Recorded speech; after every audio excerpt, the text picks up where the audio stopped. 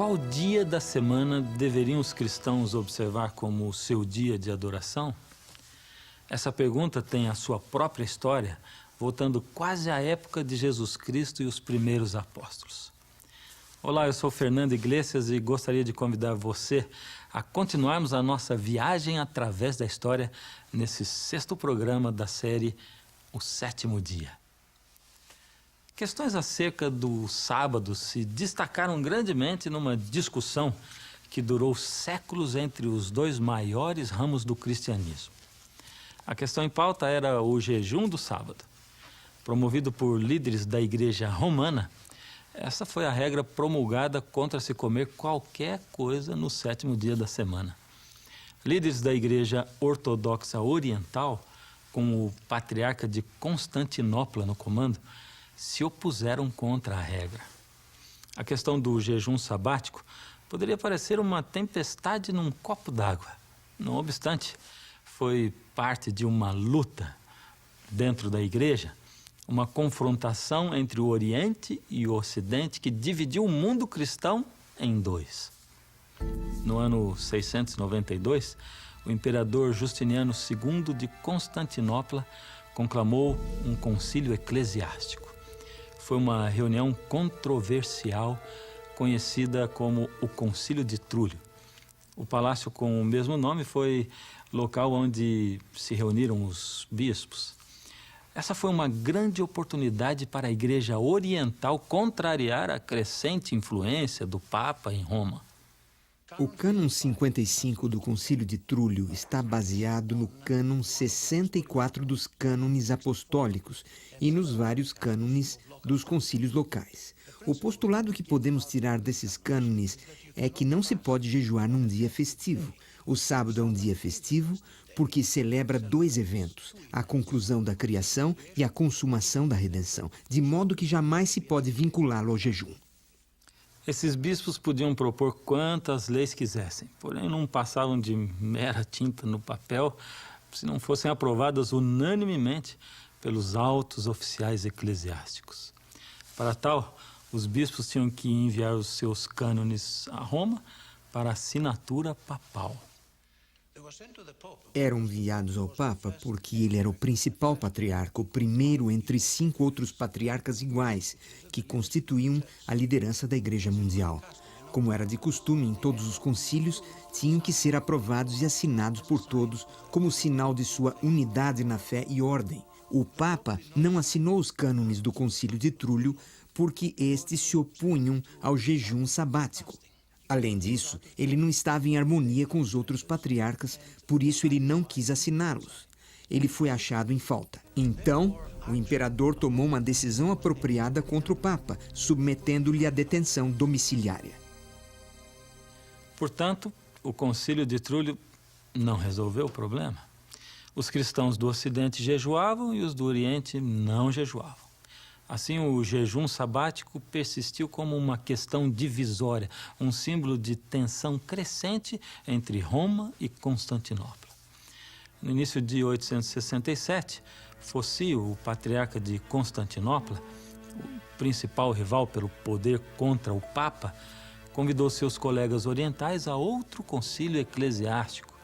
Durante o concílio, ele acusou a Igreja de Roma de sustentar 8 pontos de heresia.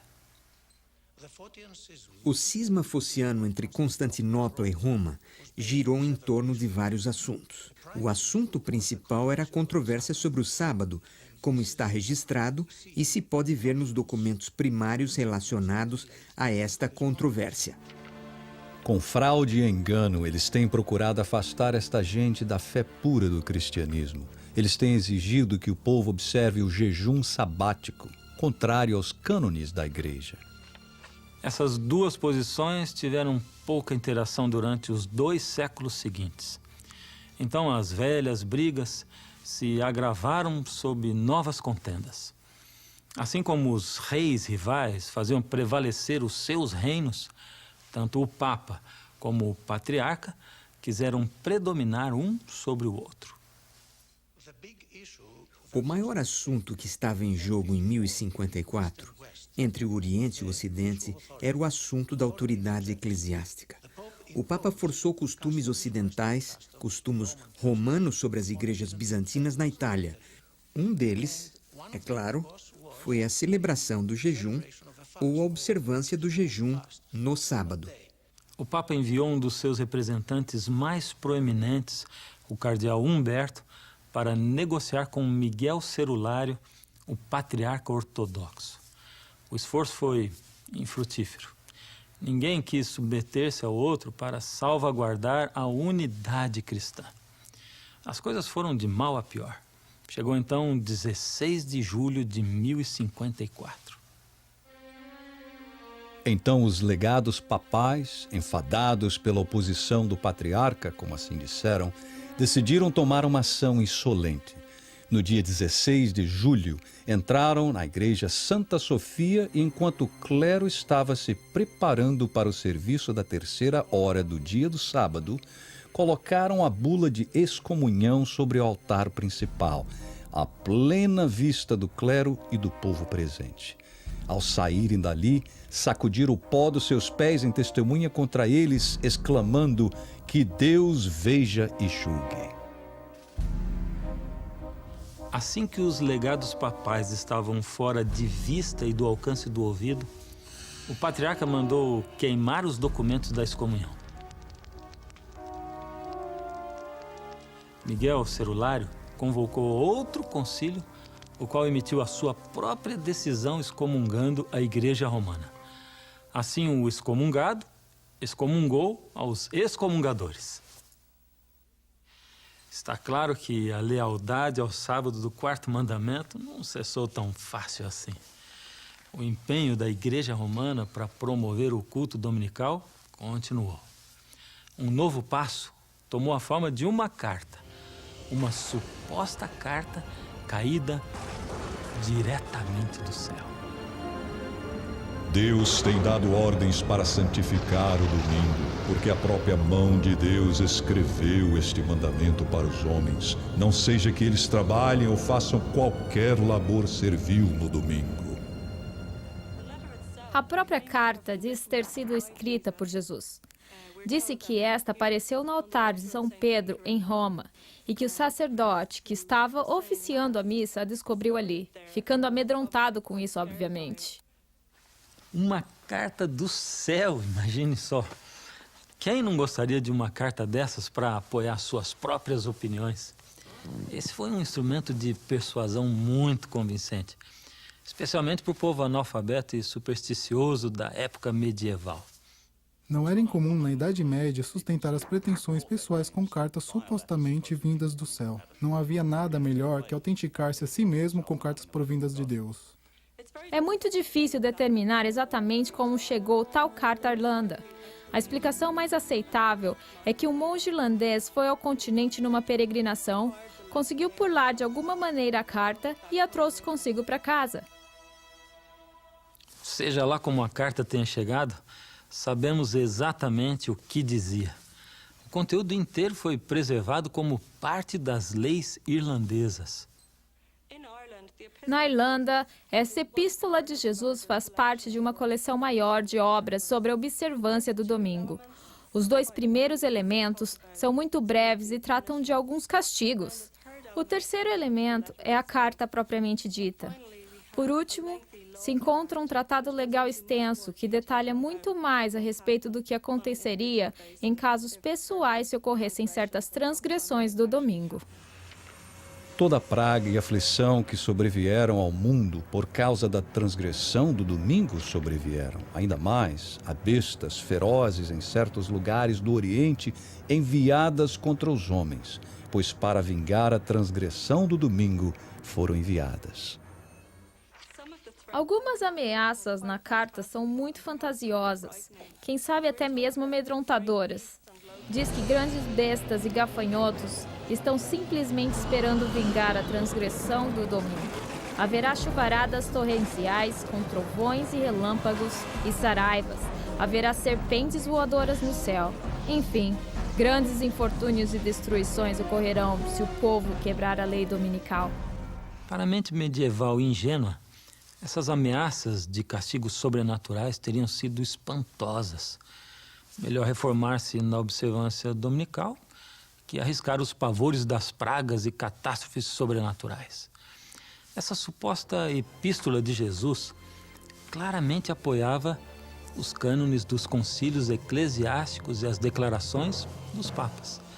Porém, ela estava em direto conflito com a lei do repouso dos 10 mandamentos. A Epístola de Jesus pertence ao corpo maciço da literatura apócrifa. Isso significa que não é canônica, que não faz parte da Bíblia. E de maneira alguma deve ser aceita como genuína. Essa carta de Jesus é uma prova de quão determinados estavam os líderes da igreja medieval romana a substituir o sábado bíblico pelo domingo. Artifícios semelhantes que envolviam mensagens dos céus foram empregados em outros lugares e séculos. No ano 1200, Eustácio de Fley, um abade francês, chegou à Inglaterra e empreendeu a versão medieval da campanha revitalista. Ele argumentava que o povo não devia comprar nem vender aos domingos, mas percebendo que seu empenho era infrutífero, ele retornou à França. Em 1201, ele voltou novamente. Desta vez, ele estava munido de uma carta supostamente recebida do céu e caída diretamente sobre o altar de São Simeão em Jerusalém. Nela, o próprio Deus ameaçava castigar aquele que trabalhasse ou comprasse ou vendesse no domingo. A tentativa de compelir a abstinência de trabalhar no domingo continuou por toda a Idade Média, nos concílios eclesiásticos, nos decretos papais, na lei canônica e nos tribunais. E, obviamente, o fato destas contínuas tentativas de se fazer cumprir esta lei indica que nem sempre era observada. De modo geral, a Igreja Romana conseguiu estabelecer e fazer cumprir a observância do domingo. Afinal de contas, imperadores e reis tinham o dever de fazer cumprir as leis da Igreja. Além disso, com exceção de lugares afastados, a Igreja controlava a leitura das Sagradas Escrituras. Na maioria dos casos, o povo comum dependia do sacerdote para entender os ensinos da Bíblia. Contudo, haviam lugares remotos onde as Escrituras ainda existiam na língua popular. E foi nesses lugares que grupos corajosos resistiram contra a autoridade da Igreja e persistiram em guardar o repouso do 7º dia. Nas montanhas do norte da Espanha e da Itália e no sul da França, há grupos inteiros de habitantes que se tornaram lendários por terem resistido contra o poder de Roma, tais como os albigenses, os catarrinos, os passadini e os valdenses. Os relatos dessa época nos dizem que, entre esses grupos, haviam muitos que observavam o sábado do 7º dia. Os inimigos acusavam os catarrinos e alguns dos valdenses de ensinar os cristãos a guardar a lei de Moisés ao pé da letra, incluindo o sábado. Os Passagini, um outro grupo, observavam o sábado porque criam que este existia desde antes de ser dada a lei dos 10 mandamentos. Existe um relato do século XII no qual se conta que um grupo de 4 homens e uma criança, dos catarrinos, em viagem perto de Collonges, França, foram capturados e queimados na fogueira por não assistirem à igreja no dia do Senhor, ou seja, o domingo. Unidos, a igreja e o Estado tinham o poder de impor sua vontade, nem que fosse pela força das armas. Perseguiam sem vacilar e faziam coerção contra os dissidentes. Aí entrou em cena João Wycliffe. E o mundo cristão jamais seria o mesmo. John Wycliffe nasceu em Yorkshire, na vila de Hipswell, na mansão de uma família bem rica, de modo que seus pais tinham fundos suficientes para enviar seu filho precoce à Universidade de Oxford para se educar. Wycliffe fez de Oxford seu lar pelo resto da sua vida, o centro da sua vida, do seu empenho e da sua influência. Wycliffe foi um homem muito apaixonado pela palavra de Deus e dedicou-se a tornar conhecida essa palavra ao povo inglês. Ele amava a palavra de Deus até o ponto de estar disposto a enfrentar-se contra as autoridades da igreja nos seus dias, mesmo sofrendo grandes perdas e arriscando sua vida. Por exemplo, na questão da leitura pessoal da Bíblia, a posição da igreja estabelecida era que o leigo ordinário era burro demais para tirar qualquer proveito. Era preciso anos de altos estudos para ser capaz de compreender realmente a Bíblia. A hierarquia da igreja se opunha tenazmente a que houvesse Bíblias na língua vernacular para o leigo, porque isso frustraria o papel do padre, dando certo tipo de autoridade ao leigo para interpretar as Escrituras por si mesmo. João Wycliffe entendia muito bem e respeitava o ser humano. Na sua época, toda lição e ensino religioso provinha da igreja institucional. Mas a igreja estava fracassando no ensino da palavra de Deus ao povo. Wycliffe acreditava que os ensinos da Bíblia eram suficientemente claros para serem entendidos pela gente comum. Se eles pudessem lê-la, poderiam determinar por si mesmos o que crer e como se conduzir. Eu acho, em certo sentido, que a igreja estava temerosa disso, porque perderia o mando, a autoridade e o prestígio desfrutados naquela época. A motivação de Wycliffe para traduzir a Bíblia ao inglês tem que ver com sua visão de que a Bíblia é a autoridade suprema para toda questão de fé e conduta. Sim, Wycliffe foi a força impulsionadora para a tradução da Bíblia ao inglês. Nos parece que ele foi o promotor do projeto. João Wycliffe não se limitou a traduzir a Bíblia, se convertendo em um crítico que falava explícita e inflexivelmente contra a igreja. A pena era uma arma em sua mão. E a igreja lhe concedia muitos alvos, como, por exemplo, quando o Papa Inocente III declarou que todo mundo precisava sujeitar-se ao bispo de Roma. Wycliffe cria que, antes de mais nada, a autoridade papal não tinha fundamento nas Escrituras. Em segundo lugar, ele achava que estava corrompida e que distorcia o Evangelho, adicionando muitas instituições humanas, com o principal propósito, ao que parece, de coletar fundos para Roma, e objetava a corrupção generalizada de todo o sistema papal. Wycliffe era da opinião que o Papa estava realizando a obra do Anticristo. Agora, os oponentes de João Wycliffe o enxergavam de duas maneiras distintas. Primeiramente, acho que o admiravam muito pelo fato de que ele era professor de teologia e filosofia na Universidade de Oxford e era o teólogo mais bem conhecido da época. Por outro lado, eles também o enxergavam como uma pessoa perigosa. A Igreja Católica Romana enxergava João Wycliffe como o maior de todos os hereges daquela época, por ter apontado tão vigorosamente a Igreja como o Anticristo. João Wycliffe poderia ter vivido em paz se tivesse guardado as suas opiniões para si mesmo. Mas ao publicá-las com a palavra e a pena, ele se tornou um imã atraindo a outros de pensamento semelhante. Ele era um homem carismático que atraía seguidores e partidários fiéis. Os seguidores de Wycliffe eram conhecidos como Lollardos. Ele inspirou os Lollardos a distribuírem Bíblias ao povo comum, Bíblias em inglês. E eles iam pelo país com suas túnicas pardas e sandálias, com seus cajados e quase mais nada, pela Inglaterra toda.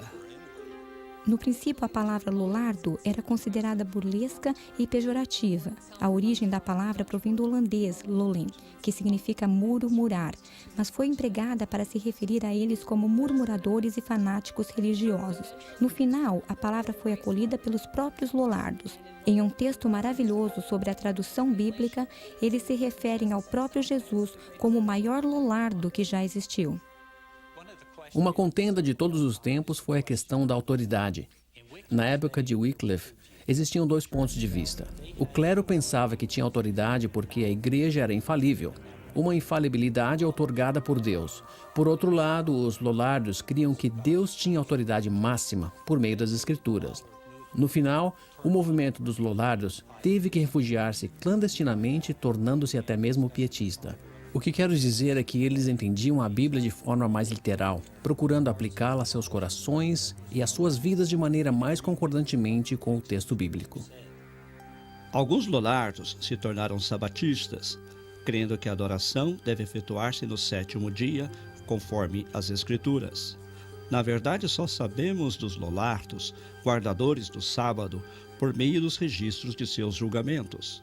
Por exemplo, temos o relato sobre João Seino, um dos Lollardos que foi submetido a um julgamento ocorrido em 1402 por professar as crenças sabáticas.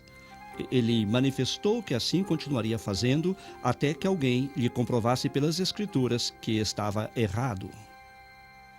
Com esse conceito das Sagradas Escrituras, não deveríamos nos surpreender de que houvesse guardadores do sábado entre os Lollardos. Eles foram os precursores de muitos que redescobriram o repouso do sétimo dia durante a Reforma Protestante. Em 1377, o Papa Gregório XI emitiu declarações formais acusando John Wycliffe de heresia. Porém, a Igreja Romana não pôde restringir efetivamente a disseminação de suas ideias, pois eram demasiadamente fortes e persuasivas. E uma vez que atingissem os centros educativos da Europa, não poderiam ser detidas. Os ensinos de Wycliffe inspiraram ideias revolucionárias na mente dos primeiros reformadores protestantes.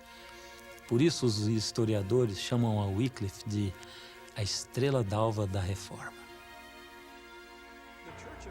A Igreja de Roma agiu duramente contra todos os que criam que as Escrituras tinham autoridade sobre a Igreja. Pois se Wycliffe morreu de causas naturais, muitos dos seus seguidores não tiveram essa mesma sorte. Uma severa perseguição surgiu contra eles, tendo efeito primariamente porque a Igreja e o governo inglês estavam estreitamente relacionados. Apesar da oposição da Confederação da Igreja e do Estado, as ideias de John Wycliffe se arraigaram no coração de muitos na Inglaterra, incluindo alguns membros ricos da nobreza. As instituições religiosas têm a triste memória de lançar mão da força quando a eficácia da persuasão fracassa. Isso é certamente o que ocorre quando a Igreja e o Estado se unem, e com certeza este foi o caso da Igreja Romana na Idade Média. Se a autoridade máxima da Igreja pudesse ser mantida, os ensinos da Bíblia seriam desacatados e logo esquecidos.